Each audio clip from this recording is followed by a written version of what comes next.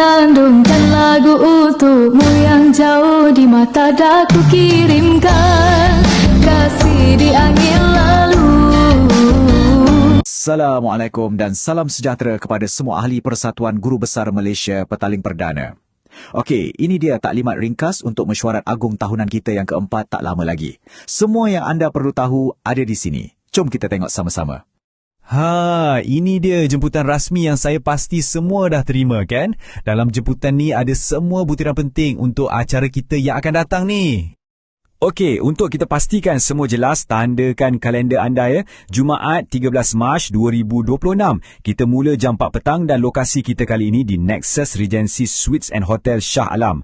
Harap sangat semua dapat kosongkan masa untuk kita berkumpul. Baiklah, dalam sesi kita ni ada 6 perkara penting yang kita akan cover. Pertama, notis mesyuarat. Lepas tu kita tengok atur cara dan agenda utama. Kita juga akan imbas sikit mesyuarat lepas, sentuh pasal kedudukan kewangan, dengar kata-kata dari pengurusi dan yang paling penting, macam mana anda boleh bagi usul. Cukup lengkap. Okey, jom kita mula dengan yang pertama, iaitu notis mesyuarat agung. Ini pemberitahuan rasmi yang dah pun kita edarkan kepada semua ahli. Notis rasmi ni, seperti yang anda lihat, ditandatangani sendiri oleh Tuan Pengurusi kita. Ia adalah panggilan rasmi untuk kita semua hadir, ialah untuk penuhi tanggungjawab Perlembagaan Persatuan. Semua agenda utama pun dah disenaraikan dengan jelas. Baiklah, dah selesai dengan notis. Sekarang kita masuk bahagian 2, atur cara dan agenda utama. Jom kita tengok apa yang akan berlaku sepanjang hari itu dan apa topik-topik utama yang akan kita bincangkan. Okey, ini tentatif kita. Sampai je dalam pukul 2.30 petang untuk pendaftaran. Pukul 3.30 mesyuarat kita pun bermula. Kita jangkakan selesai dalam pukul 5 dan lepas tu kita ada sesi bergambar sebelum kita berbuka puasa bersama-sama tepat jam 7.29 malam. Jadi bolehlah rancang perjalanan anda dari sekarang.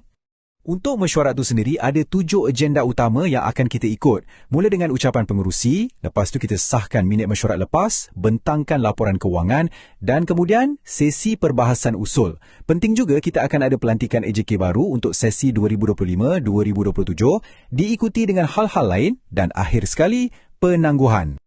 Okey, seterusnya kita ke bahagian 3. Kita nak tengok sekejap sorotan dari mesyuarat yang lepas. Saja untuk bagi sedikit konteks, kita imbas balik apa yang penting dari mesyuarat agung kita yang ketiga dulu. Kalau kita tengok balik minit mesyuarat lepas, satu benda yang paling menonjol adalah kehadiran. Tengok tu, 56 daripada 65 ahli hadir. Ini memang satu angka yang sangat-sangat bagus. Ia tunjukkan komitmen kita semua. Jadi untuk tahun ni, apa kata kita cuba capai kehadiran 100%?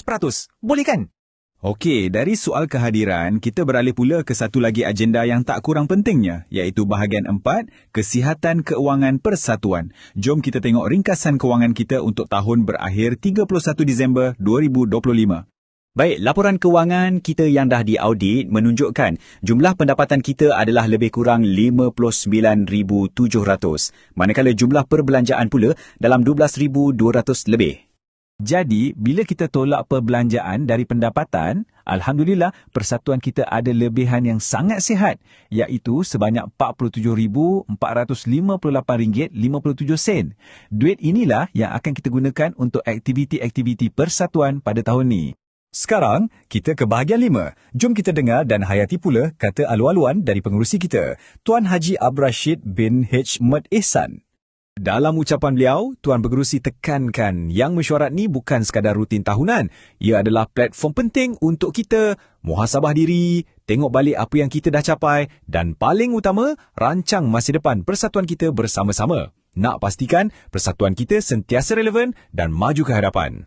Okey, kita dah sampai ke bahagian terakhir, tapi ini mungkin bahagian yang paling penting untuk semua ahli. Bahagian 6, sumbangan usul dan cadangan. Kat sinilah suara anda semua betul-betul diperlukan. Betul tak, persatuan kita ni kuat sebab idea dan sumbangan dari kita semua. Jadi, persoalannya sekarang, macam mana anda nak sampaikan cadangan dan usul anda tu? Caranya senang sangat. Nampak tak kod QR kat skrin tu? Ambil telefon, imbas je. Nanti ia akan terus bawa anda ke satu pautan.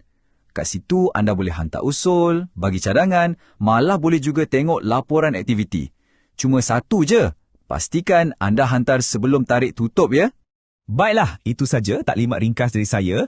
Terima kasih banyak-banyak sebab luangkan masa. Kami, pihak jawatan kuasa memang tak sabar nak jumpa semua nanti dan dengar idea-idea hebat dari anda. Jom kita sama-sama jayakan mesyuarat agung kita kali ini dan lepas tu kita eratkan silaturahim masa iftar. InsyaAllah, jumpa di sana.